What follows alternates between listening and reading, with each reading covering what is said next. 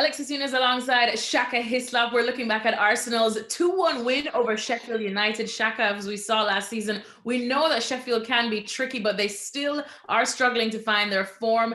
Incident in the first half, though, that I want to ask you about. David Luiz seeming to pull Ollie Burke's shirt. Everyone's saying that definitely should have been a sending off. I know there's a lot of if, buts, and maybes, but will Sheffield kind of feel a little hard done by this and maybe it would have changed the outcome? Absolutely, they should. When you're down the bottom end of the table, you need every break that you can get. You just want something to go your way that can maybe boost a little bit of confidence. And given that, especially when you're down the bottom of the table, and as I keep saying, these kind of decisions never seem to go for you. And absolutely, Sheffield United would feel aggrieved.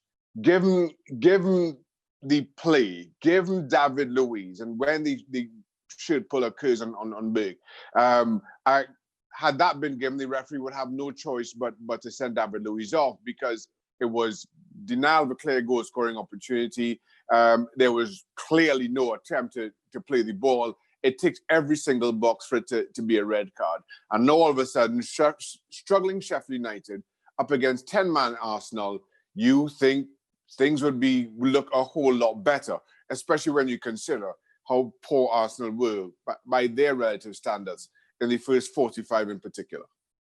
And you're right, Arsenal definitely had a lot of questions surrounding them going into halftime, but they seemingly got it together 15 minutes into the second half. 2 goals coming in the space of 4 minutes. Massive week it's been for Bukayo Saka, and a nice little finish from Nicola Pepe as well. What did you make of at least how Mikel Arteta managed to get his troops together to pull off this win? Yeah, and looking at Arsenal in the first half, I thought everything about their play was slow and rather predictable, which I found surprising. What wasn't surprising is how comfortably Sheffield United dealt with it. That's what they do well. They're organized. They don't make many cheap mistakes. If you are to force Sheffield United onto their heels, you've got to be a lot quicker. You've got to be a lot more creative. And I think that's the message that Arteta got through to his team at halftime. And that's what you saw. You saw Nicola Pepe coming on, going onto that right-hand side, Rhian going on to the left, Aubameyang through the middle. I thought everything about Arsenal in that second 45 is what you would come to expect of a team with the ambitions that they have, is what you would expect from a team if you are hoping to get the better of Sheffield United. And so it proved. I'll also, as much as we'll talk about Saka and Pepe's goals, I have to pay credit to Elneny here, who's come in. I thought his Arsenal career was all but over, this time last year. He's given this team some solidity about it in the way that he just sits. He has no real ambition in going forward.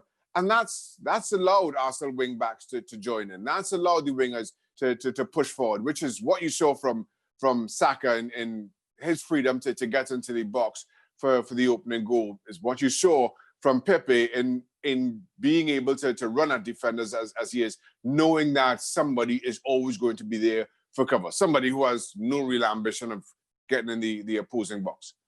Well, speaking of ambitions, we know that Sheffield United definitely will spare a thought for them. They do have big ambitions, and they showed that they can flirt with some of the big boys last season. However, they're still trying to rediscover that form. Still pointless in this start of this Premier League season. But as I would say, lights at the end of the tunnel. They finally got their first goal of the season. Shaka, small mercies. Plus, they have signed Rhian Brewster, who we all know a lot of people are very excited about. Couldn't register him in time for this match. But surely, are you expecting them to get it together, or have they just not quite been able to recapture that form that we saw last season? I think what you're seeing from Sheffield United, obviously, is this second season slump, where people have come to know who they are, figure out how to play against them.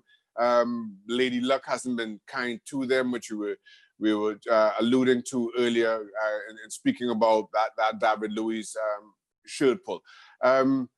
But they need goals. And as much as McGoldrick got their first goal of the campaign, in my opinion, it kind of came out of nothing. It was an incredible strike by McGoldrick. Let's take nothing away from that.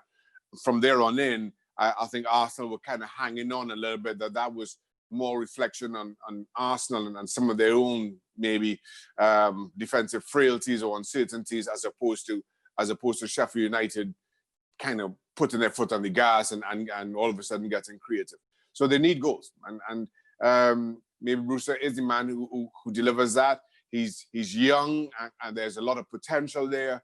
But my concern right now is that Sheffield United need a little bit more than just potential. They need a leader. Maybe Brewster he comes in and scores 3 in the first 2 games, and all of a sudden things look very different. But time will tell. So they need a shot in the arm. Maybe the new signing provides that. I'm a little bit cautious on saying he's the solution to their issues. As much as Sheffield United, we saw from them last season, so far this season, they've been orthodox and predictable, and that's not going to win them many points. Thanks so much for watching ESPN on YouTube. And for more sports highlights and analysis, be sure to download the ESPN app. And for premium content and live streaming, subscribe to ESPN Plus.